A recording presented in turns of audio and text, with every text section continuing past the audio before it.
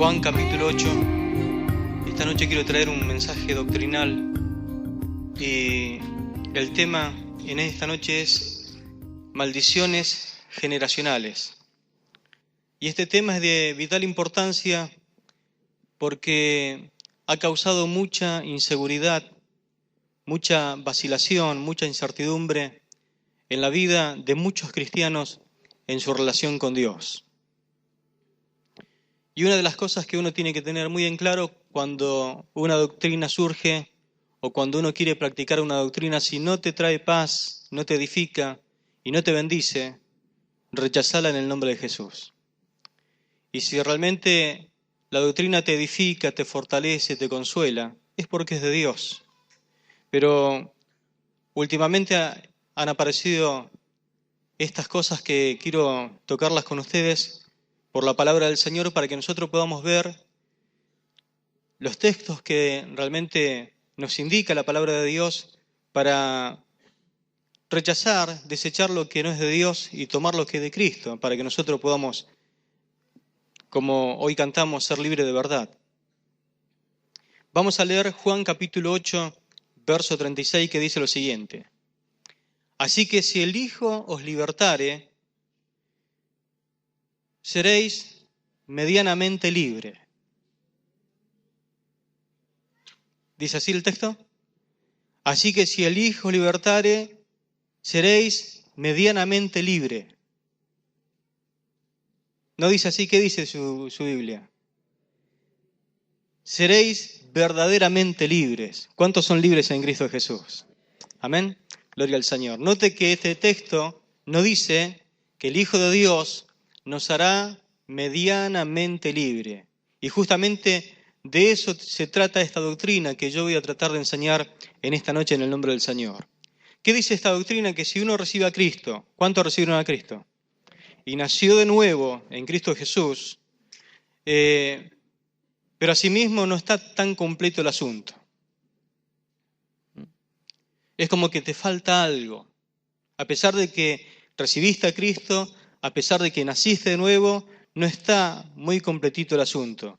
Que uno todavía está esclavo de demonios, de algunas ataduras, algunos demonios, y que uno está a merced de los demonios o de las ataduras que viene acarreando en su vida.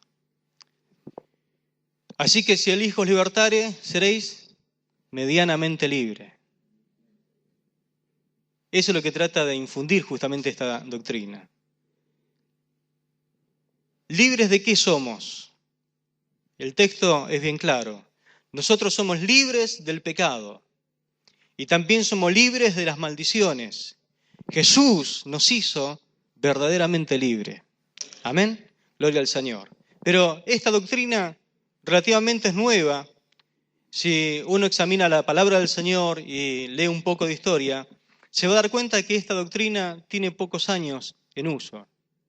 Una de las cosas que nosotros tenemos que tener en cuenta son las reglas de la hermenéutica. Y hago un paréntesis un poquito hablando del seminario. Esta materia se da justamente en nuestro seminario, la hermenéutica. La hermenéutica nos sirve para que nosotros podamos interpretar correctamente la palabra del Señor. Y es uno de los males que justamente hay pocos hermanos y hay iglesias que carecen justamente del conocimiento hermenéutico para poder aplicar a la palabra del Señor. Así que animo a aquellos que se han dedicado este año a estudiar la palabra del Señor. En algún momento vamos a enseñar esta doctrina, esta herramienta tan necesaria que tenemos que conocer, que es la hermenéutica. Cierro el paréntesis. Cuando uno estudia un poquito lo que es la hermenéutica, para que una doctrina sea doctrina, repito, para que una doctrina sea doctrina, se tiene que haber practicado en el Antiguo Testamento. También lo tuvo que haber practicado Jesús. También lo tuvo que haber practicado los apóstoles. Pero si usted examina lo que nosotros vamos a ver a continuación, nos vamos a dar cuenta que el tema de maldiciones generacionales ni lo practicó el Antiguo Testamento. Usted nunca va a ver a Moisés echándole fuera demonios porque alguno de los israelitas tuvo maldiciones generacionales. Ni tampoco lo va a ver a Elías, el profeta de fuego. Tampoco lo va a ver a Jesús. Si hubo alguien que se peleó con los demonios y lo echó fuera, fue el Señor Jesucristo. Cuando nosotros tenemos que ir y examinar un poquito la doctrina de Satanás y los demonios, tenemos que ir a Jesús porque Jesús fue la persona que descubrió el mundo espiritual y echó fuera a los demonios. Pero nunca usted lo va a ver a Jesús echando demonios a una persona de maldiciones generacionales. Y si no lo practicó el maestro, échenlo a un lado. Ahora bueno, uno dirá quizás, bueno, él no lo practicó, pero los apóstoles sí. Nunca usted va a ver a Pedro echando fuera demonios de maldiciones generacionales. Ni Juan, ni Santiago, el pastor de la iglesia de Jerusalén, ni el apóstol Pablo. Nunca va a encontrar a ellos echando fuera demonios de maldiciones generacionales. Y si no está ni en el Antiguo ni en el Nuevo, deséchelo, porque no es de Dios. Esta doctrina la propagan los predicadores de la prosperidad y de la confesión positiva. Son grupos que han surgido en los recientes años. Y actualmente esta doctrina se ha infiltrado en los llamados G12, los gobiernos de G12. El mayor propagador de esta doctrina extraña, inclusive ellos alientan a la autoliberación cuando caen en los encuentros, en los preencuentros, en los reencuentros y todos los encuentros que quiera tener. Allí se practica esto.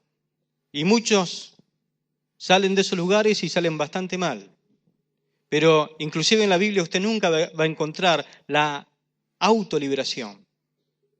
Esta doctrina está basada en 4 versículos, que yo quisiera que usted lo anote si quiere. Para colmo son versículos paralelos, es decir, que dicen lo mismo en los 4 lugares. Para que una doctrina sea doctrina, tiene que estar desparramada a lo largo de la Biblia.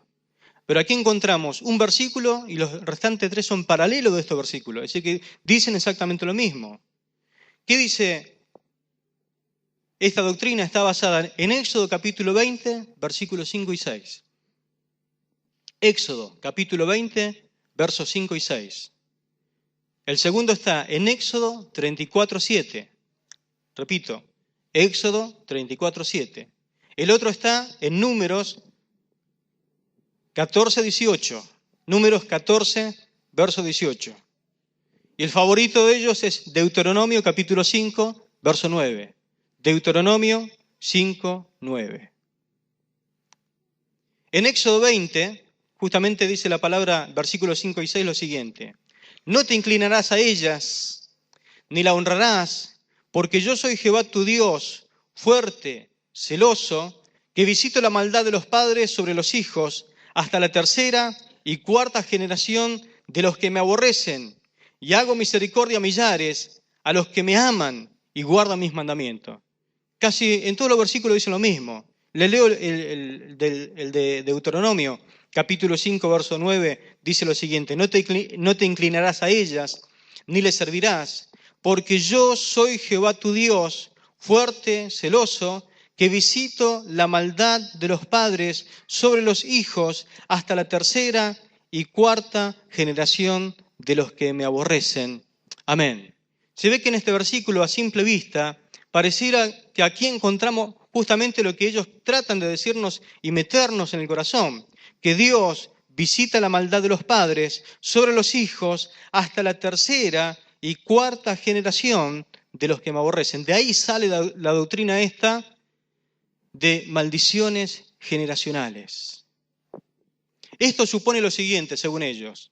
Las maldiciones que heredan los hijos son por causa de los pecados de su padre. ¿Sí? Las maldiciones que heredan los hijos son por causa de los padres. Vamos a poner un par de ejemplos para que usted entienda lo que yo le estoy diciendo. Ellos suponen lo siguiente, que si tu papá fue alcohólico, tú serás alcohólico. Entonces hay que romper con esa maldición, te dicen. Ellos dicen que si, por ejemplo, tu madre fue una prostituta, usted también está destinada a ser una prostituta.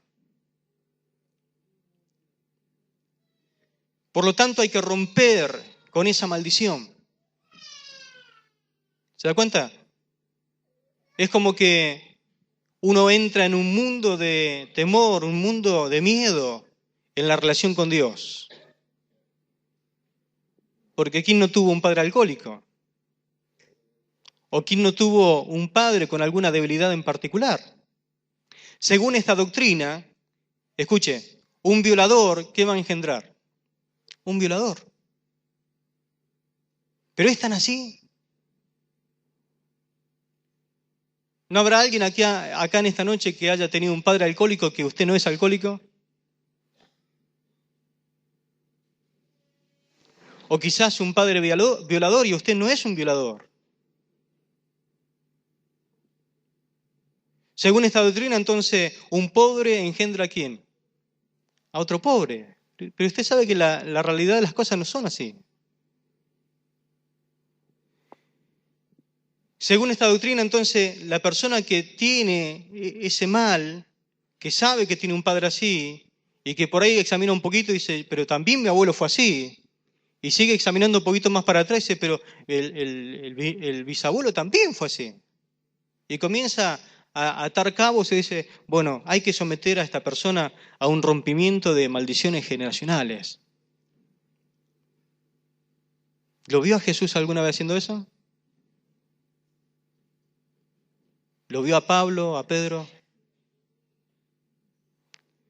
Esta tendencia, esta doctrina, lo primero que entra, justamente entra por un movimiento que se ha metido fuerte dentro de las iglesias a través de lo que es la sanidad interior. Entonces, lo primero que se trata de hacer con este tipo de personas es sacar la responsabilidad de encima.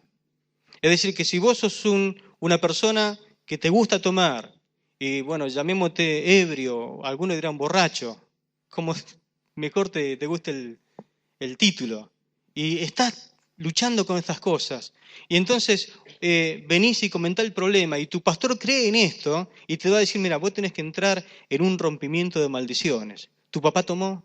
Y sí, tomaba, hasta el pulso se tomaba. Y claro, este es un problema que tenemos que sacar de encima. Vos no sos el responsable, tu responsable es el papá. El problema de que vos seas así es tu papá. Y bíblicamente no es así. Lo que se te está tratando de sacar es el problema de encima, la responsabilidad, y la cosa se va a poner bastante fea. En todo el Nuevo Testamento no hay un solo versículo donde se mencione que se sometió a algún cristiano a una liberación de maldición generacional. No hay un solo versículo, ni medio versículo. Entonces lo que nosotros siempre tratamos de hacer es una iglesia bíblica.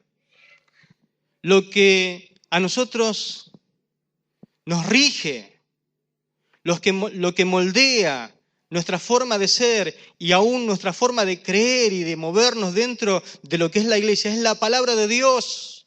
Nosotros no nos movemos por sentimientos, emociones, porque a alguno se le ocurra algo. La palabra de Dios es la que rige nuestra norma de conducta y todas las prácticas que hacemos dentro de lo que es el culto a Dios. La fe que nosotros profesamos está basada en la palabra de Dios, no en inventos humanos. Amén. Entonces, no hay un solo versículo donde se menciona que algún cristiano, y pongo cristiano porque esto ya se metió en el mundo del cristianismo, que se le haya hecho liberación de maldiciones generacionales. Ni en 20 siglos de cristianismo usted va a encontrar en la historia que se sometió a alguien. Por eso digo que esto relativamente es nuevo. No existe en la Biblia, ni siquiera hay lo que se llama la autoliberación en la Biblia. Tampoco hay decretos, ni rompimiento, ni cancelación, que más se parecen a conjuro de hechicería cuando uno entra en ese mundo que otra cosa. Por lo tanto, una de las reglas de la hermenéutica para interpretar correctamente lo que dice el texto, lo que dice la palabra del Señor, dice que se debe tener en cuenta para la correcta interpretación el contexto inmediato. Y si el contexto inmediato no da mayor luz, uno tiene que acudir al contexto general del pasaje al cual se va a interpretar, que eso es a través de toda la Biblia. Cuando usted no entiende un versículo, lo que tiene que hacer es leer el contexto. ¿Qué es el contexto? Lo que antecede y lo que precede. Lo de antes y después del versículo, para que usted tenga más luz acerca del versículo que usted quiere interpretar. Y le voy a dar un versículo para que ensayemos un poquito. Vamos a Proverbios capítulo 6. Una doctrina nunca sale de un proverbio, pero bueno, vamos a mirar un versículo favorito de esta gente. Proverbio capítulo 6, versículo 2. Usted lo habrá escuchado muchas veces a esto. De repente aparece su esposo y dice, mira, me parece que el lunes empiezan a echar gente del trabajo. Y tu esposa que cree en estas cosas dice, no digas eso, no confíes en negativo, cancela rápido en el nombre de Jesús porque te vas a quedar sin trabajo. ¿Y después qué comemos? O usted aparece después de laburar 3 horas, después de trabajar, 3 horas agachado, de rodilla y la cintura la tiene que, no da más, y le duele por todas partes, ¿no? Y usted aparece a su casa, me duele, ¡ay! Dice, me duele mucho acá. Y la esposa que cree en esto le dice, no confíes en negativo, pero me duele, no te duele nada en el nombre de Jesús. Porque si vos decís eso, atraes la enfermedad. Y el diablo se va a aprovechar de lo que vos decís y te va a mandar una enfermedad. Dígame si esto no ocurre en el mundo del cristianismo hoy. Está permitido reírse. Pero es así. Muchos cristianos viven con esto. Yo a veces me río de algunos hermanos porque digo, pero me lo está diciendo en broma. No, es en serio, pastor. Porque yo a veces juego al fútbol, ¿no? Y vengo con un dolor y me duele todo acá. No, no digas que le duele, porque le va a venir, le van a cortar la pierna. Pero no se puede ni siquiera hacer una broma. No, porque el diablo toma la broma en serio. Anda.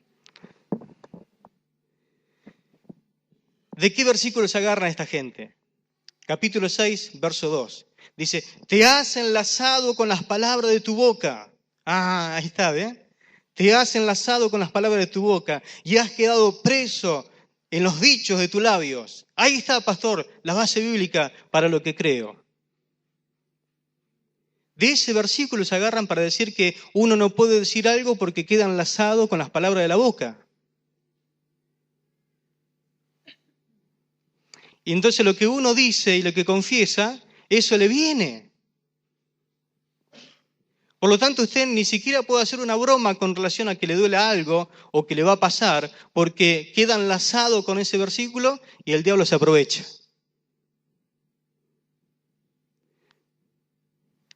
¿Se da cuenta? Ahora, ¿es correcto eso que yo le estoy diciendo? Porque algunos me están mirando como diciendo, qué bárbaro. Pero es así entonces, no, yo le voy a probar por la palabra que no es así. ¿Amén? Bueno, ¿qué hay que hacer cuando uno encuentra un versículo medio oscuro, así que no sabe qué hacer? Leer el contexto, es decir, lo que viene primero, para ver de qué está hablando la palabra. Y fíjese lo que dice la Biblia. Hijo mío, el versículo 1, ahí nomás tenemos el contexto inmediato. Hijo mío, si salieres fiador por tu amigo, si has empeñado tu palabra a un extraño, te has enlazado con las palabras de tu boca y has quedado preso en los dichos de tus labios. ¿Sigo? Dice, haz esto ahora, hijo mío, líbrate, ya que has caído en la mano de tu prójimo, y ve, humíllate y asegúrate de tu amigo. No des sueño a tus ojos, ni a tus párpados adormecimiento. Es decir, apurate, te está diciendo. Escapate como gacela de la mano del cazador y como ave de la mano del que arma lazos. Porque dijiste, hablaste, saliste fiador de tu amigo, de tu compañero, de tu compadre, y ahora ya está.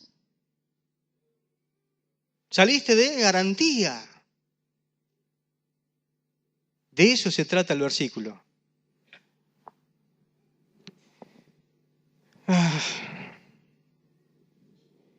Si lo llevamos si esto lo contextualizamos, si lo llevamos al día de hoy, lo que usted estaría leyendo es lo siguiente: no firmes de garantía a nadie.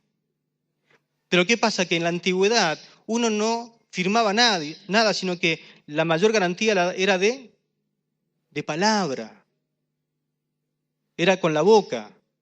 Ahora se inventó el tema de la escribanía no me alcanza con que me lo diga, firme acá, te dice, ¿no? Firme.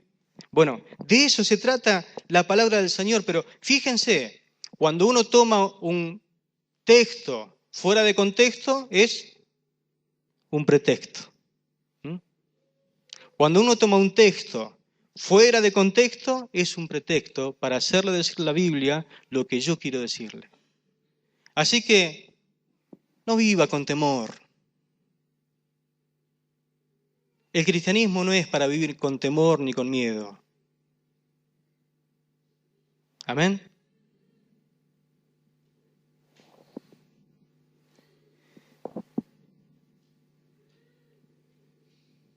Es como que algunos hasta lo invitan a vivir una adversidad y una mentira. ¿Te duele? No, no me duele. Ni por las dudas me duele. No viva así, mintiendo. No viva una mentira. No puedo declarar. Pero sí puedo decir la verdad, ¿no? Amén.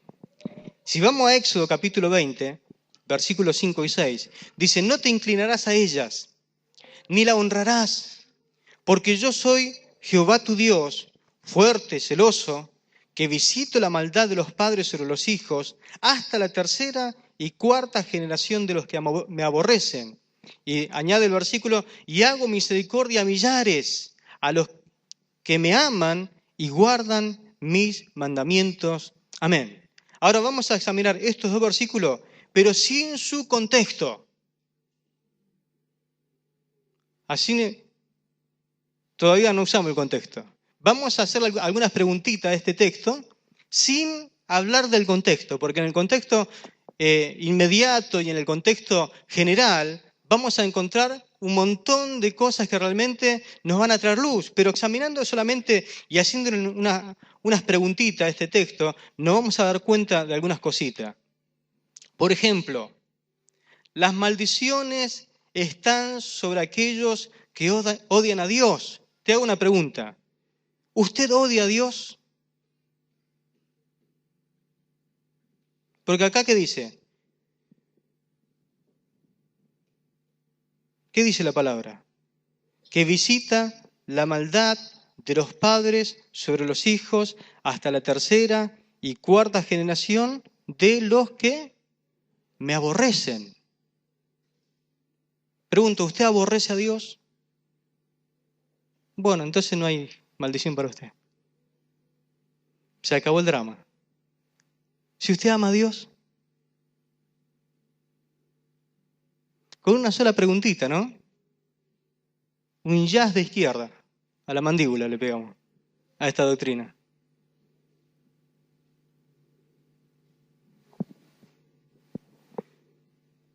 ¿Sobre quién están las maldiciones? Sobre los que le aborrecen. ¿Usted ama a Dios o aborrece a Dios? Visitar, vio que dice, visita a Dios, visita la maldad. Esa palabra visitar significa en el hebreo castigar. Entonces, ¿para quién es el castigo? ¿Para quién es el castigo? A lo mejor alguno podría decir, pero a mí me parece que mi viejo odiaba a Dios. Porque veo que siempre encontramos la vuelta. Y mi abuelo, ese que maldecía a Dios, decía muchas malas palabras. Yo creo que él odiaba a Dios. Y el otro, andá sabe cómo era. Si mi abuelo era así y mi papá era así. Entonces a mí me cayó el de la cuarta generación. Bueno, vamos a hacer otra preguntita. El castigo no es para aquellos que aman a Dios. El castigo no es para aquellos que aman a Dios. La pregunta es, por más que tu abuelo haya sido un brujo y tu papá haya sido el curandero mejor de Galve, enemigos y siervo de Satanás, ¿usted ama a Dios o no? Y usted dice, pero yo amo a Dios. Bueno, el castigo, según este versículo, es para aquellos que aman a Dios, no para aquellos que no le aman. Amén. El castigo no es para aquellos que aman a Dios. Claro que de repente usted se entregó al Señor, comienza a congregarse y comienza a experimentar algunas luchas y algunas cosas raras. Pregunto, ¿es normal o no es normal una lucha que pueda tener el creyente, el Hijo de Dios? ¿Es normal que tengas pruebas y luchas? Sí, es normal. Lo anormal sería que no tenga lucha y prueba, porque vivimos en un mundo contrario al Evangelio. Ahora, si usted pasa toda la vida que no tiene lucha ni prueba, presta atención porque a lo mejor va de la mano del diablo. Algo le favorece que el enemigo no lo toca. Pero es muy normal que usted tenga pruebas y lucha. Vamos a suponer que usted viene al culto y dice a un hermano, vos sabés, te tengo que confesar algo, tengo una gana de tomar, y no el pulso, sino una petaquita. Y se me hace agua la boca. ¿Y vos te entregaste al Señor y fuiste libre? Sí, fui libre. Pero el otro te mira y se pone en posición así media rara, ¿no? ¿Tu papá tomaba? Sí que tomaba. Le decía en verano porque no tenía día fresco. ¿Mm? Tomaba todo. Y seguramente tu abuelo también tomaba. Sí, bueno, esto que te sucede no es nada normal, te dice. ¿Y qué es lo normal? Lo normal es ser tentado. Lo normal es tener pruebas y tener lucha y tener dificultades y que venga muchas veces la tentación de donde te la esperá y donde no te la esperá. Entonces comienza a buscar la persona, el liberador, comienza a buscar algún culpable como para descargar la culpa sobre alguien y te dice, bueno, vos necesitas someterte a una liberación. ¿Mm? Y esto, para que vos entiendas bien, es una maldición generacional, te dice. Y ahí nomás te impone la mano sin que te des cuenta y caes desparramado. ¿Mm? Y empezás a echar espuma hasta por la nariz. Pero notemos el verso 6. ¿Qué dice el verso 6? Y hago misericordia a millares, a los que me aman y guardan mis mandamientos. Amén. Evidentemente no vendrá sobre ti entonces las maldiciones si usted ama a Dios. No te tocan. Pero si fuera así, si fuera que se heredan, pero si damos vuelta al versículo, ¿no es cierto?, con el mismo argumento que estamos viendo, lo negativo que venga sobre mí o lo positivo, vamos a dar vuelta el argumento de la otra forma. Si lo damos vuelta al argumento o al versículo, vamos a ver que la misericordia de Dios, entonces, visitaría ¿a cuántas generaciones? Dice, y hago misericordia a millares, a los que me aman y guardan mis mandamientos. ¿Notó? Si damos vuelta al versículo y lo miramos de la otra forma, quizás la maldición a mí me alcance en la tercera o cuarta generación. Pero si vamos para atrás, ¿qué es ese término millares? Si usted tiene una Biblia actual, directamente lo trae traducido. Esa palabra que dice la palabra y hago misericordia a millares, literalmente las Biblias lo traducen para que nosotros lo podamos entender. Habla de 1000 generaciones. 1000 generaciones. Así que se la hago cortita. Si su papá se portó mal, usted le va a caer la maldición. O su papá fue bueno, pero el abuelo fue malo, también te va a caer la maldición generacional. O si tu tatarabuelo fue malo, también te va a caer porque viene la tercera, la cuarta y te cayó en suerte ser maldito. ¿Mm? Pero si vamos para atrás en el argumento de la bendición, no tenés ni tercera ni cuarta. Imagínate 1000 generaciones para atrás que alguien se haya portado bien. Te cae la bendición automáticamente a vos. Porque imagínese, vuelva para atrás 1000 generaciones. Y aunque sea, llegaremos a Noé o a Seth por allá. Algunos buenos encontraremos. Si alguno bueno fue nuestro antepasado, de ahí para atrás 1000 generaciones, te tiene que caer la bendición a vos también. ¿Cuánto me entiende? Digan amén. Amén. ¿Se da cuenta que no? Esto no tiene ni fundamento. El punto es que tenemos 1000 contra 4. ¿Quién gana? 1000 generaciones buenas contra 4 generaciones malas. No tiene comparación. Y justamente de eso se trata el versículo. El propósito de este versículo, ¿cuál es? Cuando la palabra de Dios habla esto.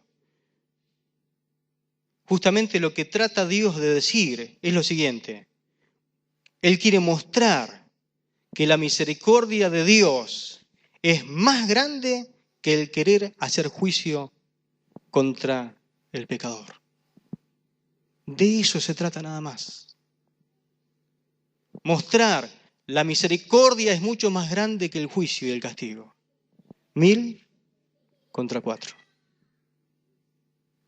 Si usted le quiere encontrar otra vuelta, demuéstrelo por la palabra de Dios. Si no, deséchelo. El que Dios, hablando en otros contextos, dice, Él no quiere que ni uno se pierda, sino que todos procedan al arrepentimiento. No quiere que ni uno perezca. Dios hace misericordia a millares. El que se convierte recibe toda, absolutamente toda la misericordia de Dios. Y vaya que es grande la misericordia del Señor. Amén. Otra cosita importante que notamos aquí. Este grupo de gente siempre dice su caballito de batalla lo siguiente: las maldiciones generacionales no son originadas y ejecutadas por quién será, ¿no? Ellos dicen, las maldiciones generacionales son originadas y ejecutadas por Satanás. Por eso es que te quieren echar fuera los demonios. Ellos dicen que el diablo se aprovecha y te encontró de dónde atarte y te maldice ahí nomás y te manda un demonio y quedan endemoniado. ¿Dice así? ¿Esta gente? Claro que dice así. Bueno, el texto que dice, ¿quién es que maldice? ¿El diablo o Dios?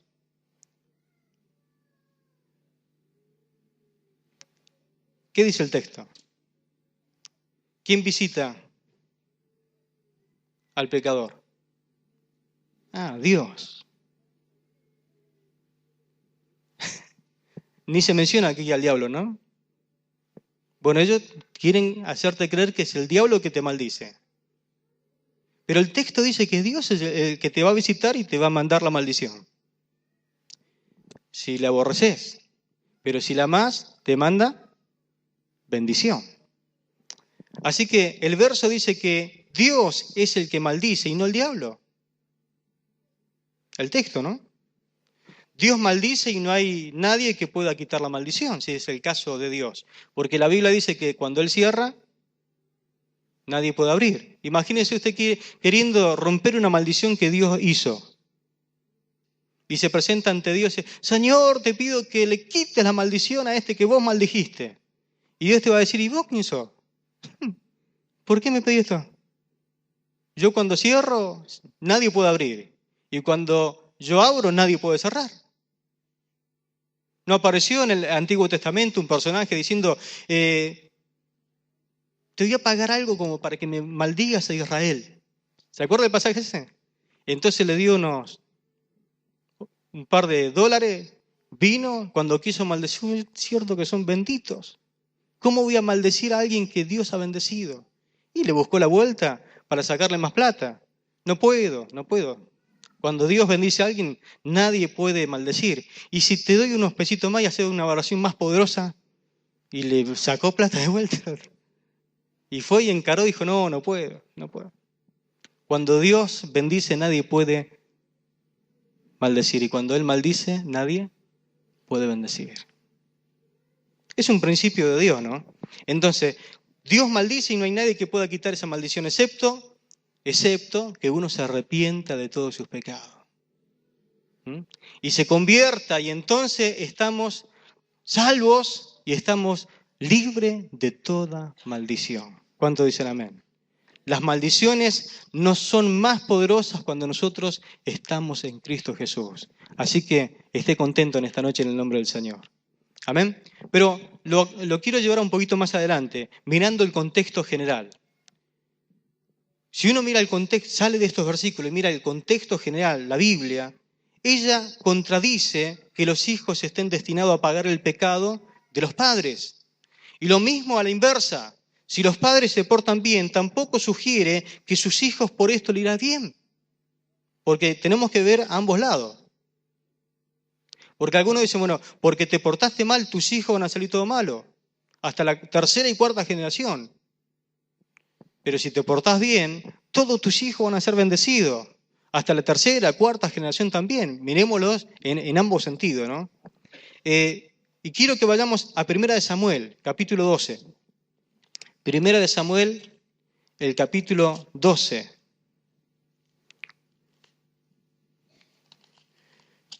Vamos a encontrar allí a Samuel. ¿Qué clase de persona era Samuel? Capítulo 12, versículo 3. 1 de Samuel. Usted conoció a Samuel, conoce la vida de Samuel, la ha leído quizás. Dice, aquí estoy, dice Samuel, atestiguad contra mí delante de Jehová y delante de su ungido, si he tomado el buey de alguno, si he tomado el asno de alguno, si he calumniado a alguien, si he agravado a alguno, o si de alguien he tomado cohecho para cegar mis ojos con él, y os lo restituiré. Entonces dijeron, es decir, el pueblo daba testimonio, decía, nunca nos has calumniado, ni agraviado, ni has tomado algo de tu mano, de ningún hombre. ¿Cómo era este hombre? Excelente. Un siervo de Dios, excelente. Vamos a mirarlo por ese lado, ¿no? Un gran hombre de Dios, casi inigualable, Samuel, profeta de Dios, juez para Israel. Un hombre que realmente se notaba la unción de Dios sobre su vida. ¿Cómo tienen que haber salido sus hijos? Hasta la tercera y cuarta generación. Si era bueno.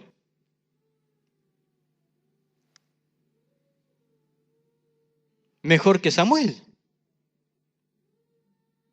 Ahora, miremos lo que dice la palabra. 1 de Samuel, capítulo 8, versículo 1.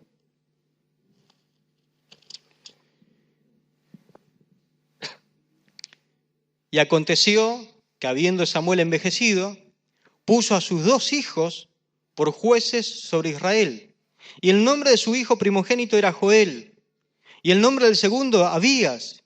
Y eran jueces en Berseba. Verso 3.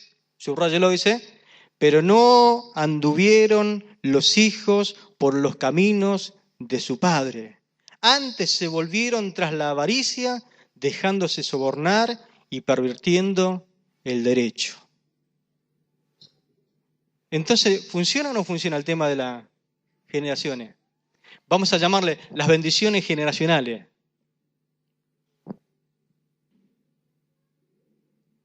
Diga, no funciona. No funciona.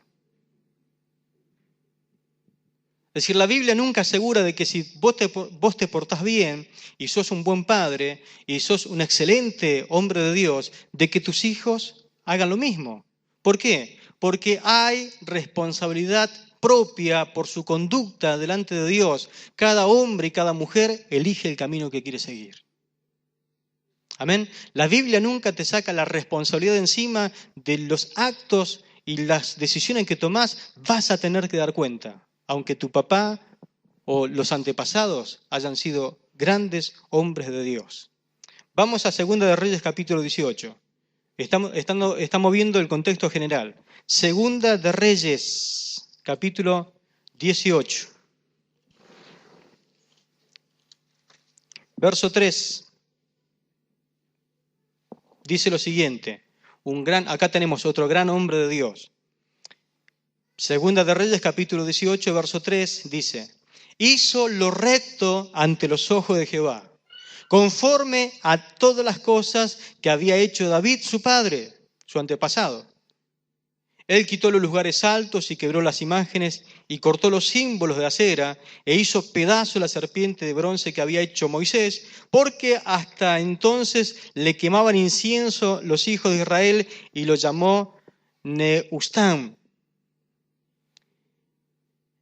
En Jehová Dios de Israel puso su esperanza. Ni después ni antes de él hubo otro como él entre los reyes de Judá, porque siguió a Jehová y no se apartó de él, sino que guardó los mandamientos que Jehová prescribió a Moisés. Y Jehová estaba con él, y a donde quiera que salía prosperaba. Él se rebeló contra el rey de Asiria y no le sirvió. Amén. Tenemos a el rey Ezequías, un hombre recto, perfecto, temeroso de Dios. ¿Cómo cree que tendría que haber salido su hijo? Siguiendo las bendiciones generacionales. Bendiciones. Tuvo un hijo este hombre. Capítulo 21, versículo 1. 21 de Segunda de Reyes. Dice así la palabra. Segunda de Reyes, capítulo 21, dice así. De 12 años era Manasés cuando comenzó a reinar, el hijo de Ezequías, ¿no? Y reinó en Jerusalén 55 años. El nombre de su madre fue Epsiba e hizo lo malo ante los ojos de Jehová. ¿Qué pasó acá? Un rey bueno, el hijo le sale malo. Hizo lo malo ante los ojos de Jehová, según las abominaciones de las naciones que Jehová había echado delante de los hijos de Israel, porque volvió a edificar los lugares altos que Ezequías, su padre, había derribado, y levantó altares a Baal, e hizo una imagen de acera, como había hecho Acab, rey de Israel, y adoró a todo el ejército del cielo y rindió culto a aquellas cosas. Asimismo edificó altares en la casa de Jehová, de las cuales Jehová había dicho: yo pondré mi nombre en Jerusalén. Y edificó altares para todo el ejército de los cielos en los dos atrios de la casa de Jehová. Y pasó a su hijo por fuego. Ya se fue para, inclusive hasta lo máximo, ¿no? ¿Dónde se pasaba al hijo por fuego? En una abominación había un ídolo que se llamaba Moloc, que extendía los dos brazos. Abajo se ponía fuego, esos brazos estaban al rojo vivo y ahí se ponía el hijo vivo en adoración a Moloc y allí lo quemaba como una cosa que Dios abominaba, pasar a los hijos por fuego, se morían calcinados. Y pasó su hijo por fuego y se dio a observar los tiempos y fue agorero e instituyó encantadores y adivinos, multiplicándose así el hacer lo malo ante los ojos de Jehová para provocarlo a ira. Ya se fue al extremo, ¿no? Rey bueno engendra hijo malo. Es decir, que no funciona ni la bendición generacional, ¿no? La pregunta mía es, ¿qué maldición generacional recibió de su padre Manasés para ser tan malo? Si el otro era re bueno. ¿Qué maldición generacional recibió de su padre para que él sea, pero al extremo de lo malo?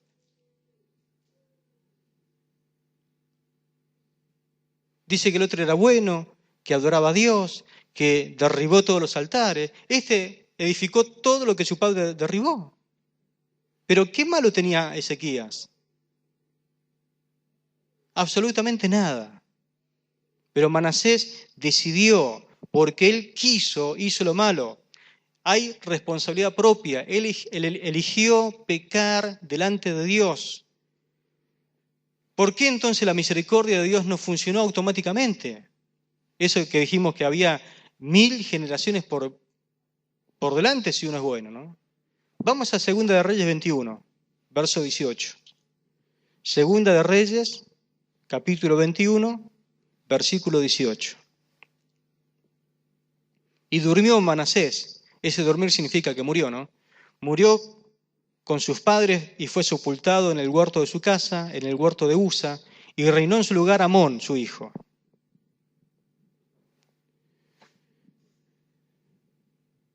De 22 años era Amón cuando comenzó a reinar, y reinó 2 años en Jerusalén. El nombre de su madre fue Mesulemet, hija de Harús, de Jotba, e hizo lo malo ante los ojos de Jehová, como había hecho Manasés su padre. Y anduvo en todos los caminos de su padre, sirvió a los ídolos a los cuales había servido su padre y los adoró, y dejó a Jehová, el Dios de su padre, y no anduvo en el camino de Jehová, y los siervos de Amón conspiraron contra él y lo mataron al rey en su casa. Y ahí sigue la historia, ¿no? Y usted me dirá, acá sí funcionó la maldición generacional. Rey malo engendra hijo malo. Acá está, usted dice. Funcionó. ¿Qué cosa tenía de malo Amón? Si había para hacer malo, ¿no? Manasés, un rey malo. Es como que acá funcionan las maldiciones generacionales. Es como que Amón, si vamos al caso, tuvo que pagar por los pecados de su padre Manasés. Si vamos al caso de esta doctrina, ¿no? Pero tenemos un rey bueno, Ezequías, Manasés, rey malo. Amón, rey malo. Entonces vamos a decir, bueno, la cuarta generación, ¿cómo sale? Segunda de Reyes 21, 26. Y fue sepultado en el sepulcro en el huerto de Usa y reinó en su lugar Josías, su hijo. ¿Conoce la historia de Josías? Si había rey bueno como ese. Acá otra vez no funciona el tema. De un rey malo nace un rey bueno. Pero bueno, ¿no? Porque el caso de Josías, dice el verso 22, el capítulo 22, cuando Josías comenzó a reinar, era de 8 años y reinó en Jerusalén 31 años.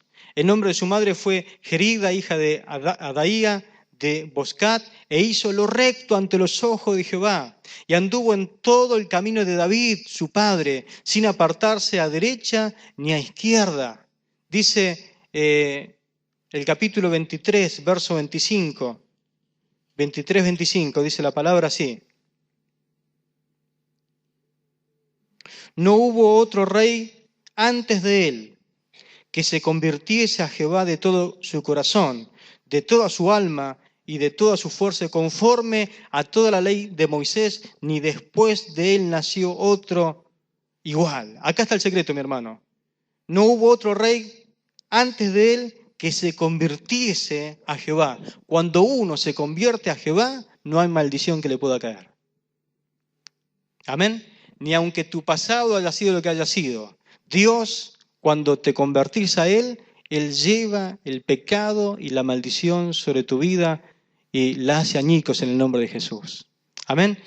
¿Por qué Josías fue un rey bueno? Porque se convirtió de todo corazón. No heredó ninguna maldición de su padre.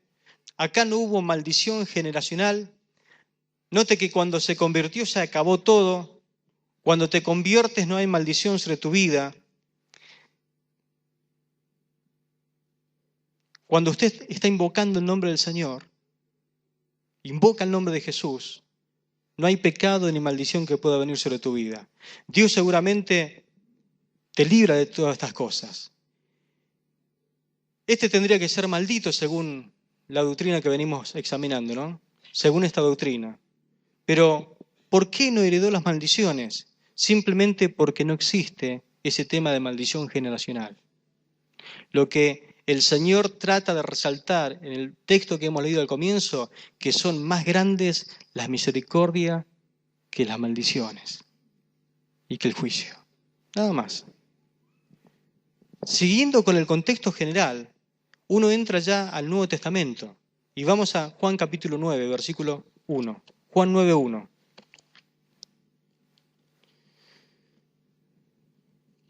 Quizás es una palabra que leyó varias veces y que tiene importancia en lo que estamos examinando. Juan 9:1 dice lo siguiente, ya en el Nuevo Testamento y ya en el ministerio de Jesús, dice lo siguiente: al pasar Jesús vio a un hombre ciego de nacimiento y le preguntaron sus discípulos diciendo: Rabí, ¿quién pecó, este o sus padres, para que haya nacido ciego?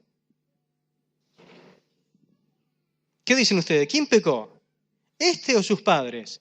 Vienen los discípulos y ven a un hombre ciego de nacimiento, y claro, le llamó la atención por ser ciego de nacimiento, por traer una enfermedad, así nació, y vinieron y le preguntaron, porque seguramente también en aquel tiempo se corría alguna especie de comentario. ¿No será que este tiene un pecado generacional? ¿Quién pecó, Señor? ¿Este o sus padres, para que naciese así? ¿No sucede hoy mismo cuando vemos a un ciego de nacimiento? Oh, lo que habrán hecho sus padres, ¿no? Algunos dicen. Los discípulos querían saber por qué este hombre estaba así. ¿Quién pecó? Claro que el Señor está diciendo, porque el Señor le responde, no es que pecó este. Jesús responde, no es que pecó este, ni sus padres. Claro, el Señor no está diciendo que nunca pecaron, porque no hay hombre en la tierra que nunca haya pecado, sino para que las obras de Dios se manifestasen en él. Jesús es como que aclara, no es consecuencia de que alguien haya pecado que éste nació así. Ni él pecó, ni como consecuencia de que sus padres hayan pecado. Él no nació ciego por causa de las consecuencias. Jesús aseguró que el ciego no estaba ciego porque estaba pagando por los pecados de su padre, ni siquiera por los pecados de él, sino que Dios en su soberanía permitió que naciera ciego para que los milagros que él iba a realizar en su vida pudiesen demostrar que Cristo era el Hijo de Dios para gloria del Padre. Amén, para la gloria de Dios. Es decir, que hay casos que uno encuentra así en la vida. Jesús aclaró bien. Una persona así no es como consecuencia, no se heredan los pecados generacionales. No existe, no hay eso. Vamos a otro. Contexto general. Ezequiel 18. Profeta Ezequiel, capítulo 18.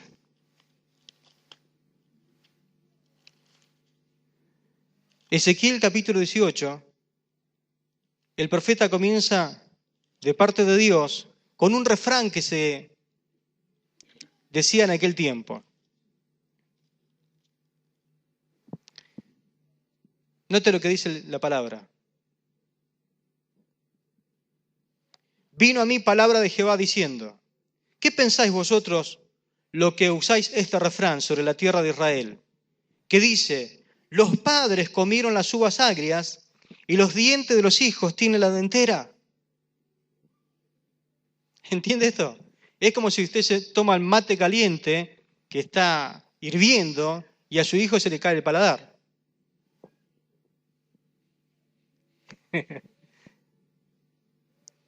Un refrán, los hombres comen uvas agrias y a los hijos se les destemplan los dientes. Es como que los hombres hacen lo malo, un hombre hace lo malo y el hijo hereda las consecuencias. Un refrán que había en aquel tiempo. Ahora, ya nunca más usarán este refrán, dice la palabra, porque esto es mentira. No es que vos haces algo y la consecuencia la reciben tus hijos. ¿Qué dice la palabra? Vivo yo, dice Jehová el Señor, que nunca más tendréis que usar este refrán en Israel. He aquí que todas las almas son mías. Por más que el mundo esté bajo la potestad del diablo, Dice el Señor, todas, cuando dice todas, ¿qué es? Todas. Todas las almas son mías. Como el alma del Padre, así el alma del Hijo es mía. Y aclara, el alma que pecare, esa morirá. Amén. El alma que pecare, esa morirá. Lo aclara bien y es Antiguo Testamento para que entendamos. No es que tu hijo va a heredar las consecuencias de que vos estés pecando delante de Dios. El alma que pecare, esa morirá. No hay tal pecado generacional. No existe. Es un texto mal interpretado. No se le aplica el contexto para poder... De ahí nace una falsa doctrina. La palabra dice, pecaste, bueno, asumí la responsabilidad de ese pecado porque el alma que peca, esa es la que muere. Cada quien es responsable de su pecado. Y en este caso no hay justificativo. El alma que pecare, esa morirá.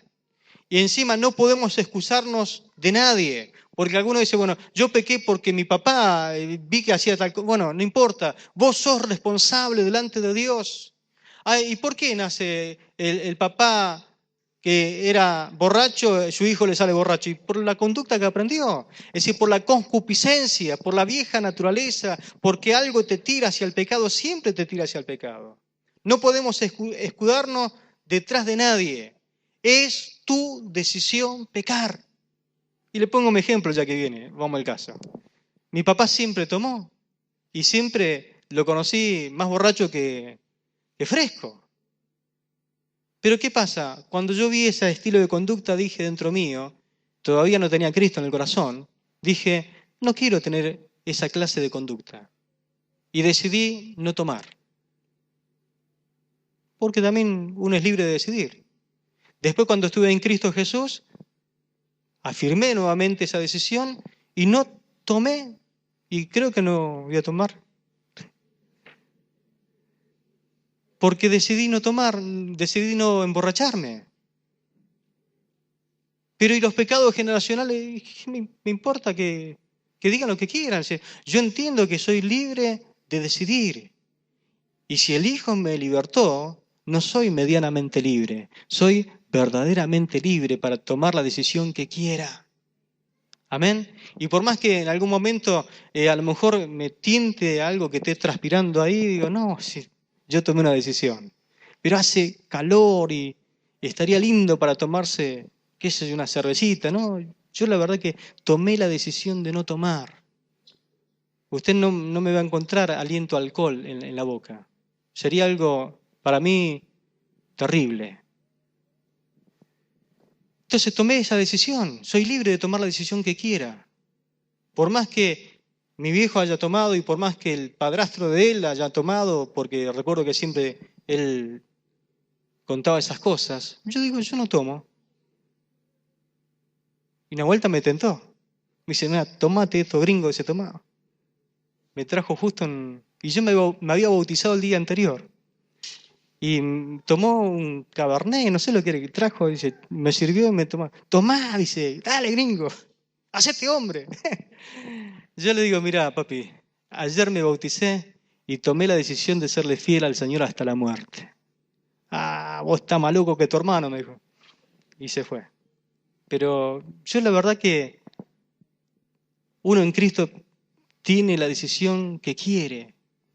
Lo puede hacer en el Señor. Alguno dirá, pero no puedo, estoy atrapado en esto. Y alguien dijo, ¿y cómo se sale del vicio del cigarrillo? Porque hacen cada pregunta y bueno, cuando vas al kiosco no compres cigarrillo. Tan fácil.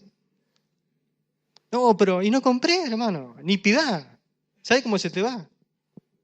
O si no, haz el cálculo de cuánto gastás en cigarrillo a lo largo de un año y cuando vea tu bolsillo, le voy a regalar plata al diablo. ¿Mm? Pero uno tiene que ser un poquito inteligente, ¿no? Versículo 5 al 9 dice, si el hombre que fuere justo, escuche, si el hombre que fuere justo e hiciere según el derecho y la justicia, encontramos un hombre bueno, temeroso de Dios, que no comiere sobre los montes, ni alzare los ojos a los ídolos de la casa de Israel, ni violare la mujer de su prójimo, ni se llegare a la mujer menstruosa, ni oprimiere a ninguno, que al deudor devolviere su prenda, que no cometiere robo, y que diere de su pan al hambriento, y cubriere al desnudo con vestido, que no prestare a interés ni tomare usura, que de la maldad retrajere su mano e hiciere juicio verdadero entre hombre y hombre, en mis ordenanzas caminare y guardare mis decretos para hacer rectamente, este es justo, este vivirá, dice Jehová el Señor. Qué tremendo, ¿no? Ahora mire el verso 10. Mas si engendrare hijo ladrón, el justo, el que recién estamos hablando que era una persona íntegra, mas si engendrare hijo ladrón, derramador de sangre, o que haga alguna cosa de estas, y que no haga las otras, sino que comiere sobre los montes, o violare la mujer de su prójimo, al pobre, al menesteroso oprimiere, cometiere robos, no devolviere la prenda, o alzare sus ojos a los ídolos e hiciere abominación, prestare a interés y tomare a usura, ¿vivirá éste? No vivirá.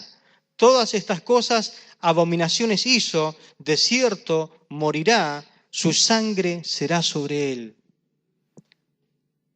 No existe entonces la bendición generacional.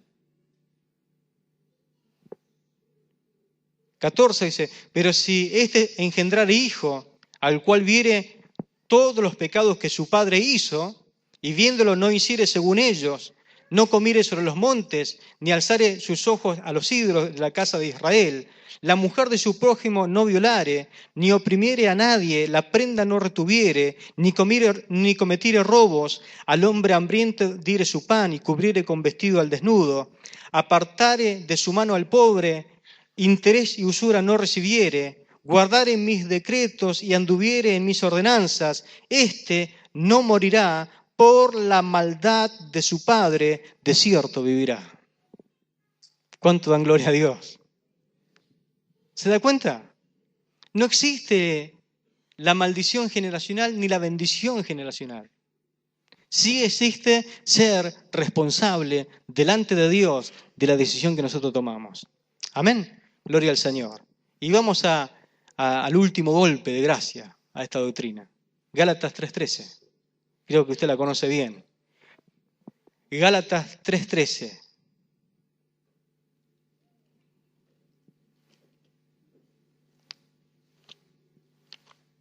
Dice así la palabra. Cristo nos redimió de la maldición de la ley, hecho por nosotros maldición, porque está escrito, maldito todo el que es colgado de un madero. La Biblia con lenguaje sencillo dice de este texto lo siguiente. Pero Cristo prefirió recibir por nosotros la maldición que cae sobre el que no obedece la ley. De ese modo nos salvó, porque la Biblia dice, Dios maldecirá a cualquiera que muera colgado de un madero. No solo el Señor nos libró del pecado, sino también de su castigo. ¿Cuánto tienen ese Cristo en su corazón?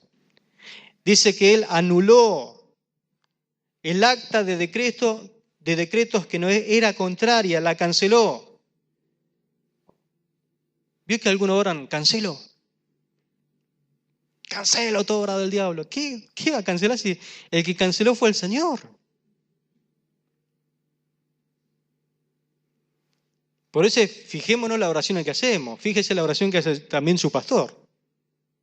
Que no ando cancelando nada porque ya todo fue cancelado en Cristo Jesús. Él canceló todo.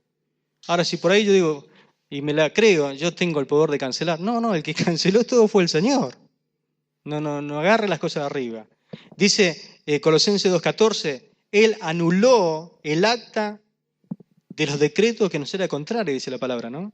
Esta versión dice, Él anuló el acta con los cargos que había contra nosotros y ya Él la eliminó clavándola en la cruz.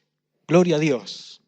Amén. Así que sobre tu vida el día que te convertiste y te entregaste al Señor, el día que te convertiste, el Señor quitó sobre tu vida toda maldición.